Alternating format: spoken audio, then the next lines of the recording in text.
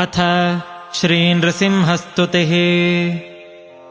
उदयरविसहस्रद्योतितम् रूक्षवीक्षम् प्रलयजलधिनादम् कल्पकृद्वह्निवक्त्रम् सुरपतिरिपुवक्षश्छेदरक्तोक्षिताङ्गम् प्रणतभयहरम् तम् नारसिंहम् नमामि।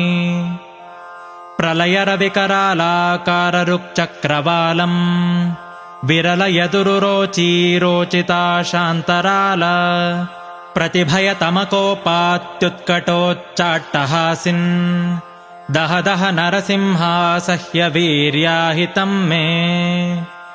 सरसरभसपादापातभाराभिराव प्रचकितचलसप्तद्वन्द्वलोकस्तुतस्त्वम् रिपुरुधिरनिषेकेणेव शोणाङ्घ्रिशालिन् दह दह नरसिंहासह्य वीर्याहितम् मे। तव घन घन घोषो घोरमाघ्राय जङ्घा परिघमलघुमूरुव्याजतेजोगिरिम् च घनविघटितमागाद्दैत्यजङ्घालसङ्घो दह दह नरसिंहासह्य वीर्याहितम् मे।